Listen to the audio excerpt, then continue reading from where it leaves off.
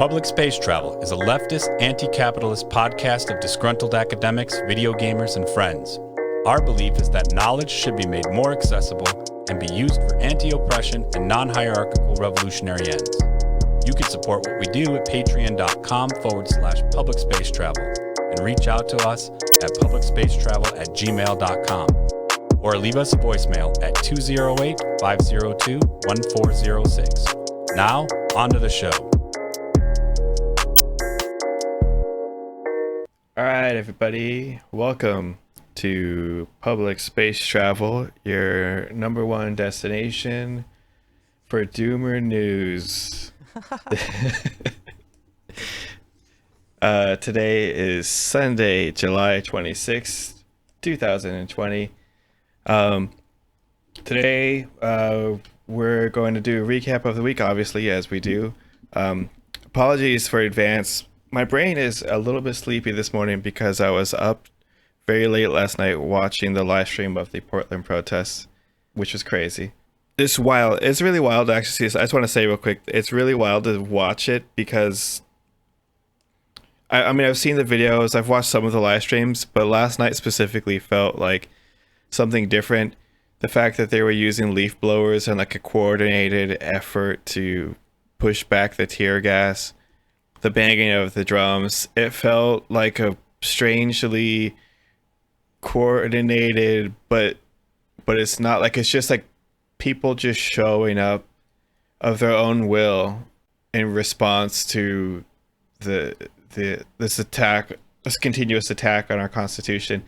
Just like seeing just random people just come together and then decide collectively to perform these actions. I mean, like, as soon as the tear gas was deployed, the protesters made way for the leaf blower troops to come in and push the tear gas back, and it was frankly just amazing to watch.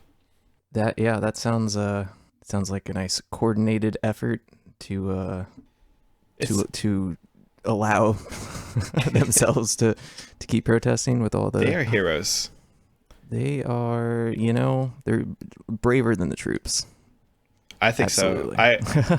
I felt like I was watching like actual real life heroes. I was like, yes, get in there, get that touchdown. It did sort of feel like it was like a sports thing. Like the way I was watching it, I was up on my feet. I was standing, my arms crossed, watching all of this go down. Like I was invested monetarily in a Packers game. It was strange on all fronts, like what was happening there, what was happening in my own mind. I'm not usually like this, but anyway, so the first thing today, and the most pertinent thing, so the Portland protests, there was like 10,000 people reportedly in Portland on the 24th of this week. This was in response to the feds illegally detaining people off the street without really any provocation, without reading them the rights, without giving them any indication as to why they were being detained, letting people go, very Gestapo-like, as we kind of talked about already. But yeah, people showed up. People were not having that in Portland. There was a wall of moms, which I think is still there. The wall of moms also had there's a video clip of them singing "Hands Up, Please Don't Shoot" in a very lullaby-ish kind of tone that was very creepy to watch. It was like, "Hands up, please don't shoot." It was just, if I was a Fed agent, I would quit right then. Like, I'm not messing with that. But Is that the best counter police tactic, is just creepiness? It's not the best, but yeah. It's like interesting to watch all these creative ways, I think, that people are choosing to protest because they're not, I don't know, it's weird because they're very, very keen on being non-violent, but it's very it's very strange to see it because the state in which, or the police or the powers that be that are being protested against are very keen on violence, and they're willing to use violence on the nonviolent protesters. And so the nonviolent protesters have to come up with these creative memes, I guess, to respond. Everything outside of deliberately attacking, I don't know. It's like, it's wild to watch because you're just watching someone who knows. You ever like see somebody in an argument and you just look in their face and you're like, oh, that person really wants to punch that person, and you're watching it on both sides, but nothing is happening. So there's like almost like a romantic tension in a way.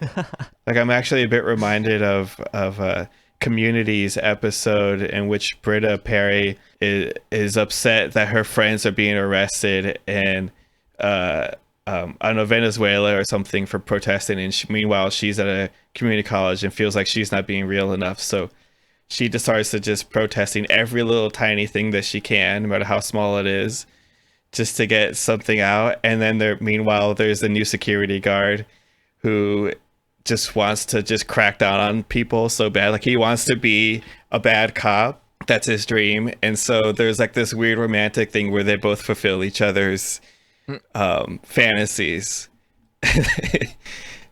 I don't know. It's inappropriate for me to think that, but that's what my mind went. So I don't know. I don't know. I don't know what I'm trying to say. I just can't help but think about the fact that it's like the way that the police and the feds respond to protesters feels like they've been waiting for this. So you're saying that it's human nature? No, I'm just kidding. It's natural. I don't know. Whatever. I'm gonna get canceled. Earlier this week, the Portland mayor Ted Wheeler got gassed. He went out following the reports of the federal agents kidnapping people. He went out into the streets to get a look for himself. There's a lot of stuff that it's really hard to follow. All I know is that I don't feel sorry for Ted Wheeler getting gassed. What I think is important is the fact that a mayor did get gassed in a city by federal agents when that said mayor, and I think the governor as well, it just explicitly said, we don't want that here. So this is what it really highlights is the overstepping of the Constitution by the DHS and by Trump. That, along with the veteran whose hands got shattered because he dared to walk up to the federal agents and ask them why they were violating their oath. It's just it's more examples of that same thing that people have been saying, which is that this administration in particular is very keen on destroying democracy. It's a larger picture of what we can maybe expect in the election, since Trump seems to have a very difficult time to just say that he will gracefully accept a defeat in the election. It's just one of those things where he says, well, I'll have to see. That's what he keeps saying. I'll have to see. I'll have to wait and see.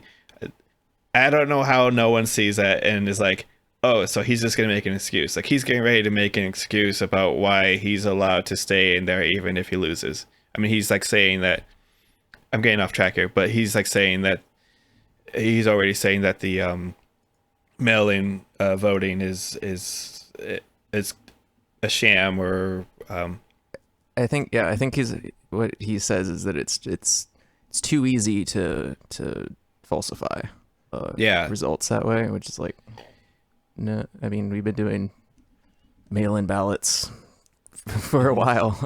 And this is not only just on the Republican side, this is even the Democratic side, as we saw with the primaries this last, it feels like a decade ago, but it's only a few months, of, voter suppression through, and a lot of it, and most, if not all of that, of those instances of voter suppression through the denying of poll places or denying of like and this is I think more on the conservative Republican side of like voter ID laws and stuff like that. It's mostly to, you know, kind of a theme of what we talk about on a lot of our episodes. Yeah. Is you know, white supremacy. It's about silencing and disallowing people of color and that, yeah, it's about like maintaining white supremacy ideology and policy and stuff like that. It's all just to maintain power, essentially. Right.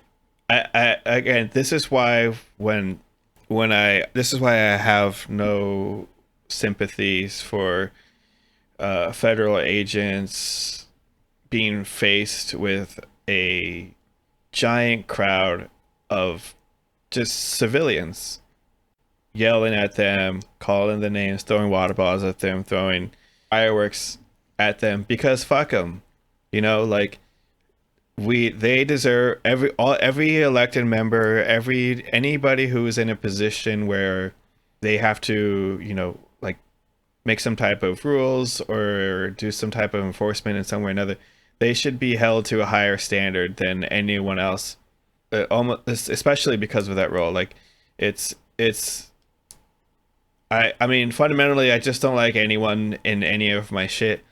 But if we agree as a society that we need some members to be that role, then we need to also have a way to keep those people in check, because they'll come after anyone. At some point, if you let them just do whatever, then they will do whatever, because there will be people who will subvert that.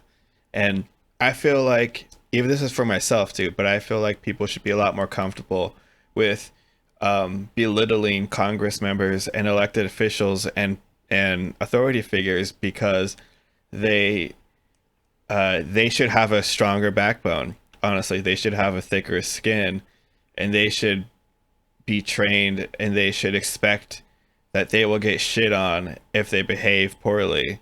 And they should accept it with dignity. They should say, either I will accept this shit on my head, and hopefully you will let me come back to work, or I will take this shit on my head and I will leave my job, or whatever. But I mean, either way, they're gonna get shit on their head, and they have to accept that. That just has to be the rule of law over the law. I mean, who watches The Watchmen? Who shits on The Watchmen? I'm getting way off track here. You're good. Yeah, that's actually that reminds me of like sort of contradiction between, it might be sort of stereotypical, but like a little maybe more identifiable of the sort of new like American libertarianism, but definitely on the conservative side as well, of like constitution thumping. Like, I don't know, I'm trying to take like Bible thumping and then of like, oh, it's like this holy document of the government is going to help us maintain our freedom and liberties, blah blah blah. But yeah, when, as we're seeing now, like when those in power, even though they are elected, but then you look at like how elections work, and we just talked about voter suppression and all that, it's like, okay, well, when they're flexing their power to maintain control, essentially, it's those same people who are like all about the Constitution suddenly on the side of the oppressors, because they aren't, or at least they're being told at the very least that they aren't being oppressed, even though you can go into, you know, right, the our capitalist economic system is oppressing everyone. You know, just more so people of color. For now. For now. Well, I mean, yeah. It's, yeah. I mean, yeah, that's like the that was the other thing actually that that was coming to my mind watching all these protests and watching everything going down this week is like I'm not like a, what is the word, constitutionalist. Sure. Because like you're saying, like like, oh, we think that, oh, we have a constitution, therefore we don't have to I don't know. It's like look at the Constitution, you read it, oh, you went against it, therefore you're going to jail. But that doesn't ever happen because there's different laws for different class groups. Well, it's like, oh, it has all these checks and balances, but when you have a handful, because the whole thing is like checks and balances, you have, the Congress can check the president and all that, but like when they all have the same ideology behind them, or they all subscribe to the same ideology, like they won't check each other is the issue. So like the whole constitutional mechanism kind of doesn't work. Yeah, it only works if there are people there to enforce it. Yeah, I and guess. then when people try to say, hey, you're not checking each other like you're supposed to, so we're gonna check you, then they come back with fucking you're a terrorist, police, and you're and as we'll get into, private military contractors. Oh yes. Do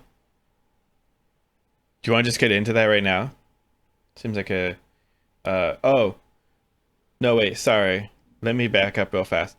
So what I was going to say, what I was heading towards before my ADHD kicked in, was that it's the beauty of editing. What when people are trying to, what people have been trying to say, and what is becoming more obvious, is that you can't fight racism without fighting the system. You can't fight white supremacy without eventually fighting capitalism, because at its core, capitalism has benefited very well from exploiting marginalized groups and poor people, and it's done that most effectively through slavery. And since the slavery was made illegal technically, they've just found legal loopholes to sort of just keep on doing slavery, or just in general just screw over lower classes. So even white Americans, a lot of white Americans, poor white Americans, have more in common with black people than conservatorship would have them realize, making them believe that black people are less than, and therefore we have the whole racism stuff. But as more and more people fight back against racism, they're being met more and more with violence from the state, because the state is hand in hand with racism and white supremacy. And the wall of moms on the wall of vets thing kind of reminds me of the idea of even if you sort of disagree ideologically, or maybe even like if you disagree with the method by which people are protesting at this moment or in certain different moments, at some point you realize, and this is what some vets have illustrated, and I'm particularly like harping on the vets because I feel like that's sort of, I don't know why, it's like I respect vets more than police. I respect vets more than a lot of government officials in a lot of ways, because they have, I feel like they have more in common with me than other people, because they usually grow up in poorer neighborhoods. But I'm getting distracted again. The point I'm just trying to make is that this has been, and this continue to be, an issue that is so much larger than George Floyd, even this issue of Ted Wheeler getting gas or whatever. Like this is a situation in which every single citizen of this country and probably the world has a stake in fighting back this system. And I think that's what we're starting to see now. I feel like before it was like everyone was like, yes, of course we don't want to be racist. And I think now this is like an evolution of that, of, oh shit, like I didn't realize how far this went. Like this goes to the top. Like I think that's what people are starting to get to, is they're like, like the South Park episode where like inevitably things get crazy, and there's someone who pops out of the shadows and goes, you just had to keep asking questions. And that's, I don't know. Those are my thoughts on that. Next thing, real fast before we move on, I just wanted to mention, I think what I'm thinking of specifically is, I think it was in New York, probably New York City. There was a congressman, I believe, who also experienced tear gas as he joined protesting, and then I don't know. That just it just came to mind because of the mayor. Anyway, sorry. Yeah, it's like tear gassing is like a badge of honor. Well, I'm kind of joking, but it reminds me there was an article by the It's Going Down that sort of shared that sentiment. It's like they were in the article, the guy was writing, oh no, wait, I should find it. Give me 1 second. Okay. July 21st, Portland awakens. A report from the front lines by an anonymous contributor. Okay, so there wasn't. That's why I didn't remember who it was, because they were anonymous. But in this article, what they write about is the idea of, or not the idea, the experiences of being gassed repeatedly and realizing, almost being trained how to not withstand, but tolerate tear gas. So like protesters are now realizing, okay, yeah, it sucks for like 10 minutes or 15 minutes. But with the right, care, you can just jump right back in. Like, you don't have to run away completely. And that's what they're talking about. And it's like this idea of being trained. I don't know. It's like a weird mental strength. There's incredible mental strength from all of these people, but the idea of taking what your oppressor is doing to you and finding a way to turn that back into a source of strength and make that become almost like okay, fine, tear gas me, I wish you would. And then they do it and they go, I'm still here. Now what are you going to do? And now there's more of us. I can't get enough of that. I love that. And again, I think all these people are heroes. They're like actual heroes to me. Let's see. So what else going on? Oh yeah, prior to this weekend, Oregon did lose their request for injunction against the federal agents in Portland. This was on Friday. So Friday, the federal judge on Friday denied a temporary injunction sought by Oregon's top law enforcement officer, handing the Trump administration a victory in a legal battle over its deployment of federal agents to Portland. So if the powers that be aren't going to listen, then the people will have to speak for themselves. So that's what immediately happened. And will keep happening. The protests will continue until justice is improved, basically.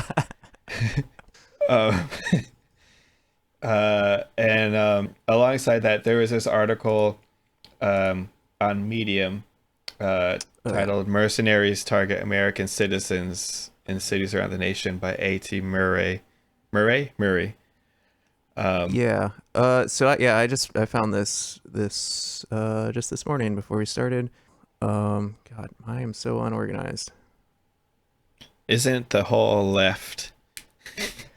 Isn't that the problem with the left? True. Oh no, I'm failing everyone.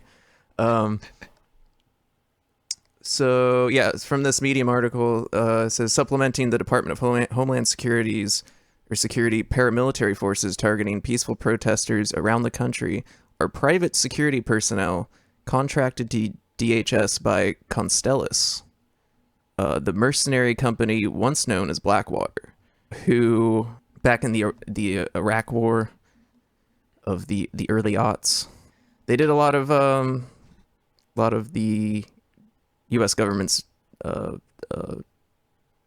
dirty work. They're bad dudes. But they got in a lot of shit for stuff that they did in Iraq. I can't, off the top of my head, think of stuff. I do recommend the podcast Blowback, which is all about the Iraq War and a lot of some of the history leading up to it, and then a lot of the bullshit that the U.S. got up to within it. Blackwater got a lot of shit because of that, and because of that, they actually changed their name several times. It looks like. But a big thing to note here as well is that Blackwater was formed by Eric Prince, former Navy SEAL Eric Prince. Yeah, but he is the brother of current Education Secretary Betsy DeVos. So there's a lot of family wheeling and dealing within the administration. That's which super is, great. Because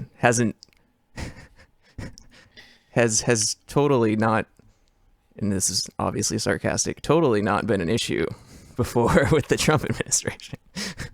Yes. Also, not an issue historically, and not at all a reason for why that's supposed to not be allowed in our government. But words, what do they really mean? But this is huge in my mind, at least, because I don't remember if Lazarus was on. He'd be able to. He's good at pulling names, so I don't remember exactly who it was. But this is basically, there's a definition of fascism. Fascism is when empire turns imperialism back on its own people, basically. And if the DHS is not only hiring private military contractors to police, their own citizens, but not only that, like on top of that, it's although under a different name, because that's all that really matters when you're trying to maintain or not maintain, as it were, visibility on yourself. But yeah, it's the same fucking it's the same fucking company, essentially. It's the same people. It's not the same company, quote unquote, but it's the same people. The same people who owned that company are being hired to essentially do what they did in Iraq, in foreign territory, bringing it back home, doing it towards. They've adjusted their branding strategies, but not their product line. Yeah. But so like for now they're they're detaining, I guess. I don't guess they are. But like at what point?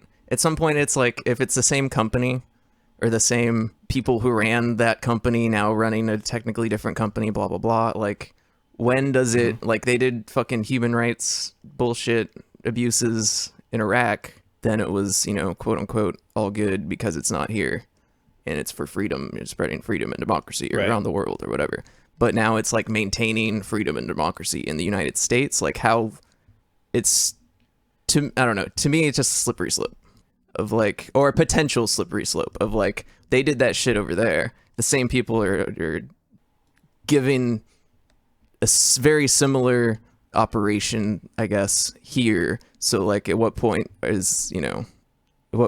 it just be like, well, it worked so well over there? And that's kind of interesting. Also, it brings to mind of like a lot of the counterinsurgency work and what they learned through Afghanistan and in Iraq. So that's really fucking terrifying to me. It's like just bringing that home. Yeah. I know. It's like when a person who is non-violent gets sent to prison and then learns how to become a very efficiently violent. Except in this case, these people, these mercenaries, they want to do this. Like it's kind of hard to fathom because it's almost like they're not. I know I'm othering here, but like they're not one of us. Like they're not part of our system. They get off on this. That's why they join this groups, because they want to be able to do whatever they want and get paid for. Like they have a penchant for violence that they're particularly probably very good at, and they train every day in enacting acts of violence and criminality and human rights abuses, and they get paid to do that, and they're being hired by our government to attack us. I think it's very similar to like what I mean, this is essentially all related to the same thing so far. Like it's all the same protest essentially. But this, this reminds me very much of like what a lot of, I know it's not one unified police force, but what a lot of police have become in how this protesting started is like these I like to I see a lot of similarities between like cliques in high school and Oh, yeah. Just like a broader societal kind of like how people, you tend to be attracted to other people who have the same, who are similar to you, have like similar ideologies and similar interests and stuff like that. Like, Yeah. with how I understand of like what was happening with police was, I mean, there's a few things, but like very much like a sort of microculture of their own. Like, they're one of the family, it's the police family. And then there's also like, I forgot who the dude was, but there's some guy who was like going around training all the police about like, you gotta, gotta have Killology. Yeah. Something Grossman. You have to like, you have to get rid of completely separate the part of your brain that's like, don't kill people. You got to separate that out because everyone's the enemy. Like, was essentially what came down to. Yeah. Like, there's like a video of like a training of his where he's like, if you're going to have a problem killing somebody, then you got to get a different job. Right. So I think this is like very much probably a similar thing of like sort of amongst this mercenary company is like, it's going to be a similar kind of psychology there of like, they're brothers in arms, like they're going to protect each other. They're going to work together and they are on the same team with one another. And then again, who is the enemy? It's everyone who's not your group, essentially. Yeah. And if there are any members of any of those groups, like police or this group, that have any doubts about what they're doing, I'm sure it's also like a lobster in the bucket effect, where if one gets close to getting out, the others will pull them back in or find some way to shame that person or ostracize them. Yeah, and that was even some stuff that had come out with the George Floyd related protests of the good cops, basically the ones who ended up quitting the force because of this like group psychology of or I don't know, maybe I shouldn't use psychology so much. I am not a psychologist. This groupthink, yeah, of like, or just like peer pressure, essentially. Like one officer would be like towards another officer's actions, like, hey, that was fucked up, like that's unethical and just morally wrong. And then instead of the pressure being put on the cop who did something wrong, the pressure is then put on the whistleblower, essentially. Yeah. They get fired or yeah, demoted or whatever. Like they get their wrist slapped because they're not part of the brotherhood. How dare you say that about your brother? That's your brother. It's so disgusting. It's so disgusting that so many other Americans. I hate that I can't go to the grocery store without thinking about how someone right next to me in line might support that institution. Like, I'm willing to make concessions as like, if we as a community say we should have somebody doing some type of policing, I would be like, okay, well, I mean, I guess I can make that concession, but like, they shouldn't be fucking judge, jury, executioner, and also like no overwatch of any kind like that. So fundamentally stupid. But again, it's like frustrating because then it's like logic and reason is not something that is valued in this society. Like science and technology are seen as otherworldly gifts that we provide visas for foreigners to come build our things, and then we kick them out. I'm speaking very hyperbolically right now, but people get it. Earth people are loving this. Do you want to get into this next thing? Coronavirus? This we should. Glorious. We did spend a lot of time on this glorious new way of protecting yourself. We did spend a lot of time on the Portland protest, but I think it's just super important. Like all that stuff is just, it's going to be forever, and we're going to keep talking about it. So if you don't like it, you can fuck off. But in lighter news, the CDC says you can have sex with strangers. But one of the ways it recommends doing that safely in this time of pandemic is to use barriers like walls, or for example, glory holes that allow for sexual contact but prevent close face-to-face contact. In a video, a member from the CDC, whose name escapes me at the moment, Dr. Bonnie Henry, sort of has this vibe of, I'm not like a regular mom. I'm a cool mom. In fact, glory holes. She doesn't say glory holes in the video, but I almost feel like not bad, but like I just feel for her like it's like a mom trying to have the sex talk with their kids. That's the vibe I get from this video. She's like, we can all. It's perfectly safe now to not perfectly safe, but like I understand when people want to do stuff. So like if you want to do stuff, like there's ways to do that safe. And it's just like this whole I don't know. It's kind of charming in a way, but they're not wrong. I mean, they're not wrong that wouldn't work. It's just that they use the word glory holes, and the word glory holes is a sexual term that you can use to look through Pornhub, and it's not far removed from any idea of romantic intercourse that you could imagine. I don't know how they expect people to just are supposed to just meet in bathrooms and cut out holes in the bathroom stalls. Like, I'm not going to put a hole in my house. Where is this supposed to happen? I just wanted to clarify real fast. It said it's the British Columbia CDC. So this is in Canada, I believe. Oh, right. But so the writing in this article, so this is from Global News from Canada, I guess, by Josh K. Elliott. This is kind of like, I don't know how to describe. It's not like a guilty pleasure or something, but I don't know. I guess maybe it is just because it's like so on the nose, but not. I don't know. But okay, so just the word choice. Word choice is fun. So this is from the article, quote, "The recommendation is just a tip and not a firm rule."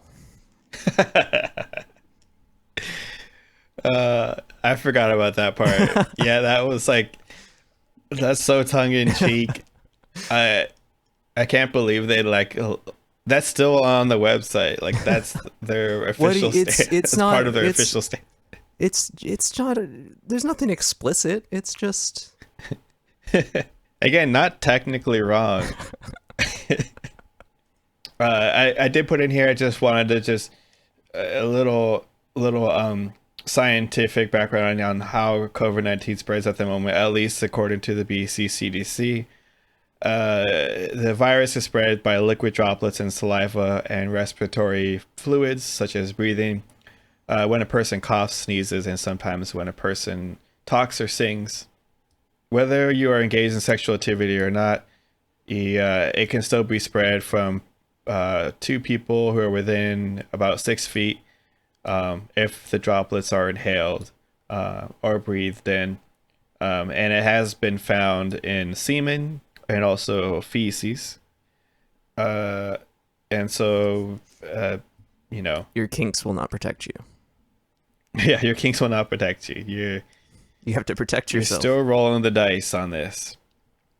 Of course, their first recommendation when you go to the website is to self-express. Is still their number one prescription. Moving on from that, we have Alexandria Ocasio-Cortez clapping back at Representative Republican Ted Yoho in a fabulous video that I'm sure everybody's seen now, but it's so amazing. Like, so I got a few quotes here. I liked the one that everyone knows: "I will not stay up late at night waiting for an apology from a man who has no remorse over calling women and abusing language towards women. I have to show my parents that I am their daughter and that they did not raise me to accept abuse from men." That one was amazing. I love that line so much. And this one in particular, because there's a strategy that I completely support and talking to and debating and combating conservative minded folk. What she says is, what Mr. Yoho did was give permission for other men to do that to his daughters. What Yoho did was he called AOC a fucking bitch on the Capitol grounds, and then he didn't apologize for it. What she expressed in her talk was, you know, she's used to this because obviously she used to work as a bartender and she lived in New York and she's a woman, so of course she's like used to this. I loved it. It's sad that this is a statement that rings true and everything, but the idea of, so, you know, we've been saying that, you know, trying to use logic on conservatives is just a frustrating endeavor all around because that's not what they're interested in. But if you can apply logic to how what they're saying directly negatively affects their families, I found that that's a really nice way to ruffle their feathers and get them to be caught off guard. I've seen this a number of times now where members, different elected officials and whatnot, in heated debates with Republicans or conservatives, they basically just use whatever logic they have to support, you know, like state abuse, police abuse, whatever sort of thing that Republicans talk about that they're totally like quote unquote fine with, because as long as they're still getting their needs met. If you turn it back around to them and say something like what AOC did, says what he did was give permission for other men to do that to his daughters, to his wife, I'm fairly certain that he was very upset about that, and that makes me very happy to think about because it's true, and because it is true, it's absolutely true that it supports that, and it needs to be addressed all the time, because the thing that is happening with the white supremacy and the patriarchy and all these things is that they continue to exist because they don't have to think. There's nothing that forces them necessarily to have to think about what they're doing, because everything in the system supports their viewpoints and their ideologies. So they never are forced with how this affects them, you know. And then when you try to come up to them, you try to make pleads for, you know, human rights or whatever, they just laugh and look the other way. Sometimes they might agree, but usually they'll just call you like an SJW or something like that and find a way to diminish your cause. But if you could find a way to make your cause directly, you try to find a way to argue it in a way that you say, like, you know, you're screwing yourself over. I think it's a brilliant tactic because it forces them to be more idiotic in live, like in real time, because again, they don't care about human rights. So trying to make points about people getting hurt doesn't matter. But if you say your daughter is affected, they're like, because the thing is, their whole thing is, I'm going to protect my family with my muscles and my guns and my military. I'm going to, if anything happens, I'm going to be the one to defend them against the communists. Like they're so hard. They're like ready to just go into battle and fight for their families. That's like the whole thing. It's like, I'm going to protect my family. And then if you're like, oh, you're actually fucking your family over right now. They're like, wait, but that doesn't make sense because I can't attack myself. What the fuck? It's just, I don't know. I could see that. Those are my feelings. I don't know. I could also see that going the other way though, unfortunately. Of like, what's the other way? Like, what, my family, you can't shame me with my family. My family's just as racist as me. Like, if they all have a similar, they double down. I mean, they can always do that, and they'll defend each other. So. Oh, yeah, that's true. But I guess the idea is, because I try to avoid having arguments with people who are fundamentally unhinged, because if people, you know, like I said before, like that whole saying of, if you see two people arguing in the streets, It doesn't matter who's right or wrong. It just kind of looks like two idiots fighting from a bystander point of view.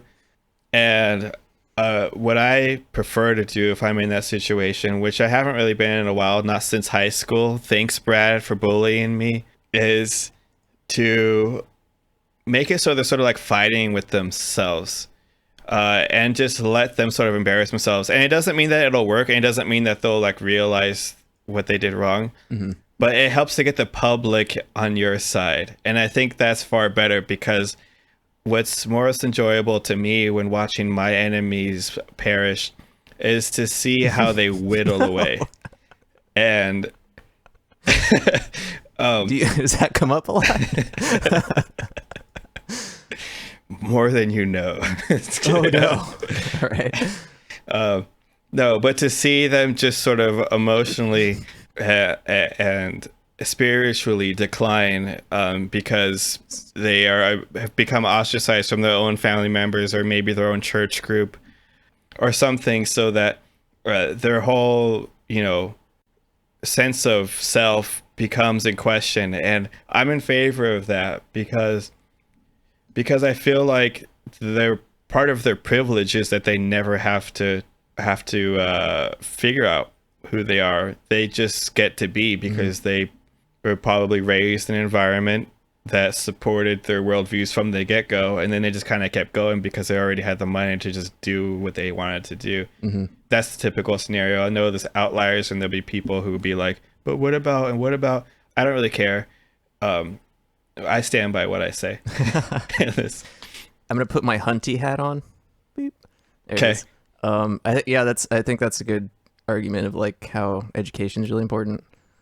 Getting getting taught the right things, of like basically just like not getting other viewpoints, getting other people's lived experiences of you can't actually be in someone else's shoes. You can only be in your own shoes, but you need to hear other people's experiences and take that into consideration, because I think some part of what you were saying is like, if you are made aware of your own privileges and the lack of the same privileges that other people have compared to you, like you can see that it's not just, you need to get out of the state of mind of like you are the center of your own universe, and take other people's experiences into consideration, and have empathy, which seems to be rare somewhat in some extent. I feel like, I don't know, that's unfair. There's a lot of people with a lot of empathy, and I'm just being a doomer, so again, logic and reason out the window. Fuck them. Just fuck them. Yep. Okay, so we're at the end here. So just real quickly, just to kind of wrap this up, there was a short thing with the Pentagon. The House voted to cut the Pentagon. Oh no, the House was voting to cut the Pentagon budget by 10%, and it failed, 93 to 324. But this is the first time in decades that Congress has even considered a significant cut. That's pretty big. It's like it got blown out, but at least it's coming up. Yeah, it's like I was surprised to actually hear that was something that was being voted on. So I don't know, progress, progress question mark. And in other fun news, I don't know if we need to include this now. It's been like an hour, but whatever. And fun news, political scientist and key contributor to quantum social science, Alexander Wendt, makes a case for taking UFOs seriously in a Vox article written by Sean Illing, I think is his name. It's fun. UFOs are fun. They're supposed to be fun. I think. I mean, this year alone, I forgot. Did you forget? In your imagination, it's good until they show up. Yeah, until they show up. It's the Pentagon released 3 videos of UFOs recorded by the Navy. This was this year. This year, 2020, was part of the 2020 bingo card, UFOs, and it got overlooked because of the pandemic, and now continues to be overlooked because of fascism. But I think I think these videos, I think it was last year. I don't know. Time, what is time anymore? But I think it was last year when they were leaked. I think it was, I don't know. Oh, really? I think it was last year. By, I don't know if it's worth mentioning, but it's just some like somewhat fun thing of it's the, I'd have to look it up, but the organization that Tom DeLonge of formerly of Blink-182 used to be or is part of. Anyway, not important. Continue. I was thinking of Tom DeLonge. I was trying to remember his name actually. We'll look at that later. I'm too tired now to look into it. My brain was also just like, oh, I know something. I can add something. But what I thought was kind of interesting from this article is that Alexander Wendt says on the taboo of studying UFOs, or aka conspiracy of silence, he says, in our academic paper in 2008, we argued that the modern state is what we call anthropocentric, which basically means that humans are sovereigns. In ancient times, it was the gods or nature that was thought to rule over everything. Now it's human beings. And this principle is embodied in the state. And if you call that into question, that the state is not the only potential sovereign here, the whole legitimacy of the state is called into question. So the whole worldview of the modern state is very vulnerable to the UFO question. And you can't even ask it because it would just blow the whole thing wide open. It's fun. It's fun because it's like 9/11 truth or conspiracy fun, you know? Yeah, I totally see that. There was, like I don't know if I was like back when I was there was a time where I considered sort of like what was that, like that Zeitgeist film? Oh yeah, kind of like I think it's just called Zeitgeist, of the sort of trutherism type 9/11 stuff. Yeah, pre QAnon. Yeah, it's like this reminds me of I was gonna say, looking back on it, there was definitely an aspect of a weird funness about it. Not of the actual stuff in the theory itself, but like just, I don't know, like, some sort of like social aspect of like, it's fun to feel like you're keyed in on something. And I think I think that's a lot of what has to do with like even like the whole QAnon stuff. Like that is just like being a part of it. I know something others don't, and being a part of it. I'm part of an elite group of individuals. Yeah. I have a particular set of skills. It's that whole thing. It's like everyone wants to be their own superhero in their fucking movie, in their world, in their mind. You just want some sort of agency over the world. Yeah, and I get that. But that's why I play video games like a normal person. But I guess that's a good place to end this episode. There's obviously more we could have talked about, and if you have any questions or ideas of ways that we can, I don't know, cover things better, talk about things better, have better vocabulary, maybe we should go back to school, I don't know, reach out to us on Twitter. We are at Public Space Pod. Yeah. And if you want to, we're the only two who aren't actually part of academia on the show. Yeah. So apologies for our layman terms. But also not, Yeah. Our viewpoints matter too. What do you think off. You're so smart because you get your fancy schools? You got your fancy paper. Your fancy lifelong debt that you're in now because you got to. Yeah. Yeah, what did that ever do for you, huh, buddy, pal? Yeah, that's right. I'm living in the real world.